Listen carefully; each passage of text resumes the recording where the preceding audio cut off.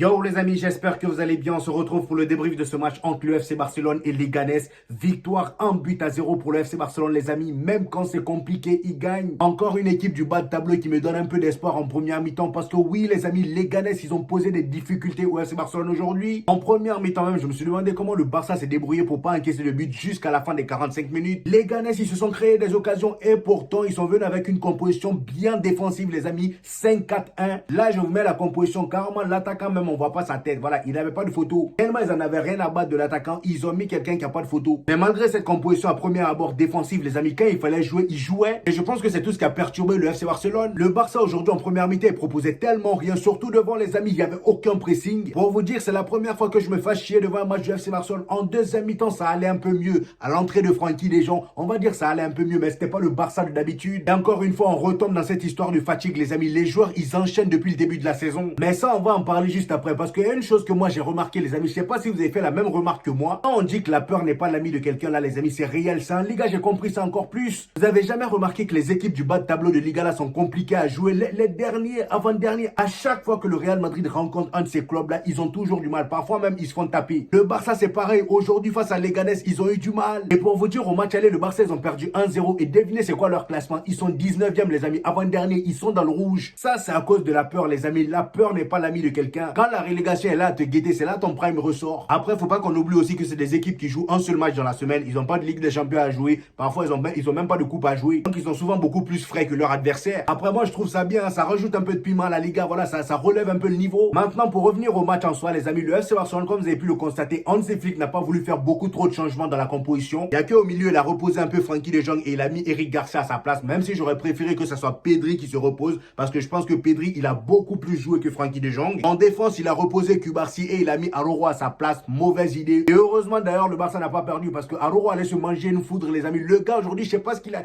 qu'il arrive ces derniers temps. Depuis qu'il est revenu de blessure, j'ai du mal à reconnaître le joueur. Le gars balle au pied, il est devenu tellement éclaté. Je me demande même comment il a fait pour être capitaine et titulaire indiscutable au FC Barcelone avant sa blessure. Parce que là, je le reconnais plus moi. À chaque fois qu'il avait la balle au pied, tu sentais une certaine fébrilité. Je me dis mais Araujo, t'es pas sérieux? Je sais pas si c'est à cause du stress ou c'est parce qu'il a perdu ses automatismes étant donné qu'il n'est pas titulaire indiscutable. Et là les amis, moi je trouve pas d'explication. Dans les gros matchs, ce genre de bêtises là ne pardonne pas. Je sais même pas comment les Barcelonais se débrouillent pour être sereins lorsque Araujo est titulaire. Et le pire, c'est que c'est pas la première fois qu'on voit Araujo aussi nul balle au pied. Hein. Franchement, si j'ai un conseil à vous donner, faites-lui des ateliers de balle au pied. Voilà, faites-lui faire des conduites de balle, des contrôles de balle. Ansu Fati est là, il n'a rien à faire. Donnez-lui cette occupation là. Au moins, lui, il sait contrôler les ballons. Vous voyez ce que je veux dire? Ça va l'occuper pendant un bon bout de temps et il va transpirer aussi. Étant donné qu'Araujo, il a l'air d'être un peu cancre. Parce que pour quelqu'un qui a atteint un niveau professionnel aussi élevé, je peux pas comprendre comment il peut avoir un niveau balle au pied aussi faible. Et d'ailleurs, chapeau à Hansi Flick par rapport à ça, parce que c'est pas n'importe quel entraîneur qui aurait fait ça. Le gars, c'est le capitaine. De base, il est titulaire. Toi, tu viens comme ça, tu le sors, voilà, en plein milieu de match. C'est pas tout le monde qui aurait eu le balls. Donc, vraiment, très, très bon coaching de la part d'Hansi Flick. Et le plus fou, c'est que Inigo Martinez, à ses côtés, c'était le jour et la nuit. Le gars, aujourd'hui, encore une fois, il a pondu une masterclass. Il y a qu'à voir sa dernière action à la 91e minute, les amis. Regardez-moi le sauvetage qu'il vous fait. Le gars, il vient, il récupère le ballon, il te lâche un tac assassin, mais un tac tellement propre, il n'y a même pas eu faute. À la 91e minute, les amis, et le tac, il le fait par derrière. On ne cesse de vous le dire, mais pour moi, il n'y a pas de doute. Inigo Martinez fait partir des meilleurs défenseurs actuels. Il n'y a même pas de débat à faire. En termes de fiabilité, il est présent. Solidité, il est présent. Dans les relances, il est présent. C'est d'ailleurs l'un de ses points forts. Les duels aériens aussi, il est présent. C'est aussi l'un de ses points forts, les amis. Combien de buts il a marqué cette saison sur coup de pied arrêté avec sa tête? Il y en a assez. Franchement, respect à lui encore une fois pour le match qu'il a sorti aujourd'hui. Il m'a régalé. Surtout à la fin, là, son action était juste sublime, les amis. En ce qui concerne les deux latéraux aujourd'hui, très très gros match de leur part aussi. Jules Koundé, pour moi, c'est l'homme du match. Après, je sais pas à qui ils ont donné le trophée d'homme du match, mais pour moi, les amis, c'est l'homme du match. Et d'ailleurs, si vous regardez sur Flashcore, c'est celui qui a eu la meilleure note. Défensivement, aujourd'hui, c'était un sans faute. C'est juste dommage que Lamine Yamal aujourd'hui n'était pas vraiment présent. On va en parler juste après, parce que le gars, voilà, je le sens fatigué lui aussi. C'est comme Pedri. On va revenir sur eux juste après. Baldé aujourd'hui, malheureusement, il s'est blessé. Voilà, il s'est blessé et, comment il s'appelle, Gérard Martin rentre à sa place. Très très belle entrée de Gérard Martin les amis. Et ce Gérard Martin là les amis mérite du respect. Je ne cesserai de vous dire ça. C'est vraiment une inspiration pour moi parce que dites-vous que le gars il était moqué au début de la saison. Moi-même qui vous parle là, j'étais le plus gros moqueur de Gérard Martin début de saison. En même temps le frérot aussi il était tellement nul. À chaque entrée il faisait n'importe quoi. Quand il était titulaire même, oh. Dites-vous qu'on se moquait de lui à la même période que Ferran Torres. Rappelez-vous les amis. Et parfois même dans certains matchs il était sur le même côté que Ferran Torres titulaire. Et à chaque fois que les deux étaient titulaires, vous-même vous savez ce qui se passait. C'était la cata totale. Et aujourd'hui regardez ce qui qui se passe avec les deux. Ferran Torres, il est bouillant comme pas possible. C'est, je crois, le deuxième meilleur buteur du FC Barcelone. Non, le troisième meilleur buteur du FC Barcelone. Parce que je pense que Robert Lewandowski et Rafinha sont devant. Et d'ailleurs, aujourd'hui, le but que le Barça marque, c'est grâce à Gérard Martin. Même si oui, au début, c'est lui qui perd la balle, mais il se démène pour aller récupérer la balle. Il fait un tac, Rafinha récupère le ballon. Et c'est comme ça le CSC arrive. Et t'as ce menteur de Robert Lewandowski qui part célébrer juste après, comme si c'était lui qui avait marqué. C'est même pas ce qui les arrive en ce moment. Lui, Rafinha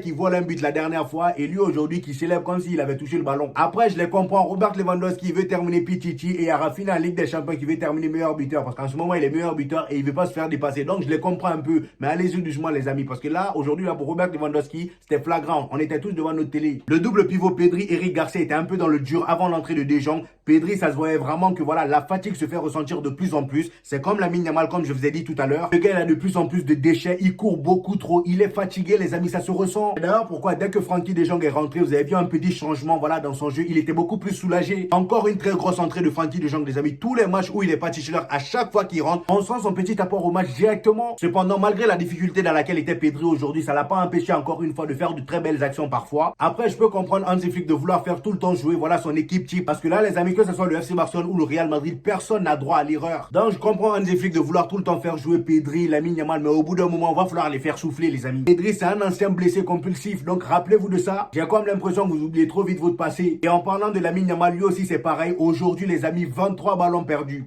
23 ballons perdus pour Lamine Yamal en 90 minutes. Offensivement, c'était vraiment compliqué pour le FC Barcelone. Le gars, il n'a pas apporté grand-chose aujourd'hui. Lamine Yamal a besoin de repos, les amis. Je sais qu'il est bon. Je sais que son style de jeu, voilà, lui permet de pas trop se fatiguer dans les matchs. Et les amis, n'oubliez pas que malgré ça, il peut quand même se blesser. Regardez l'exemple de Baldé. D'ailleurs, c'est l'exemple parfait. Hein. Baldé, c'est l'exemple parfait. Il n'est pas là à la trêve internationale, donc il a moins de matchs dans les jambes que les Pedri, Lamine Yamal. Mais malgré ça, qui s'est blessé en premier? Baldé. Vous voyez un peu, donc il peut se blesser à tout moment. En plus de ça, si vous revoyez la faute sur laquelle Baldé s'est blessé là, voilà, le contact n'était pas vraiment si dur que ça. Je pense qu'il a juste eu un problème musculaire à la cheville ou quelque part sur ses pieds et il est sorti. Et moi, c'est ça, je vous conseille d'éviter avec Lamine Yamal parce que façon dont il enchaîne les matchs depuis le début de la saison là, lui et Pedri, là au bout d'un moment, les amis, j'ai peur que voilà, ça lâche. Sur le côté opposé de Lamine Yamal, on avait Rafinha, même si bon, c'était un peu mieux que Lamine Yamal, mais même lui, ça se voyait qu'il avait du mal. Et en ce qui concerne Robert Lewandowski, lui, c'est même pas une histoire de fatigue. Le gars, il a l'habitude de jouer, ça fait maintenant 37 ans, le frérot, il joue. Le seul problème des Barcelonais avec lui parfois, c'est ses prises de balles, ses contrôles. En même temps, le frérot, il contrôle tellement mal. Je comprends les Barcelonais. Et il y a quelqu'un que j'allais oublier, les amis, Fermín López. Alors aujourd'hui, les amis, je pense que niveau offensif, là, Fermín López a été le joueur le plus en vue. Malheureusement, il a raté beaucoup trop d'occasions. Il y a même une action où il a dribblé toute la défense de Leganés. Il est allé rater ça. Et en plus de ça, en première mi-temps, il avait eu 2 occasions où il pouvait mettre la tête. Mais voilà, il a mal touché le ballon avec la tête. Bref, en gros, il a eu des opportunités pour marquer. Mais malheureusement, il n'a pas été au rendez-vous. Techniquement, il a élevé un peu son niveau aujourd'hui. Mais la finition n'était pas au rendez-vous. C'est ça le problème avec Fermín López depuis un moment. Et c'est pourquoi je vous ai dit dans mon précédent débrief du FC Barcelone que Dani Olmo, les amis, dans cette équipe du FC Barcelone, il est irremplaçable. Il n'y a aucun joueur, je vous dis, qui fait pareil que lui ou qui peut faire pareil que lui. Gavi, c'est pas pareil. Fermín López, c'est pas pareil et ça sera jamais pareil. Vous-même, vous voyez comment il a inséré rapidement cette équipe du FC Barcelone. Il est venu, il s'est imposé comme étant le patron du milieu. Malheureusement, lui et ses blessures là aussi, ils sont inséparables. Bref, voilà les amis, c'était mon avis sur ce match. Je sais pas ce que vous en avez pensé. Dites-moi ça en commentaire. Comme d'habitude, j'hésiterai pas à vous répondre.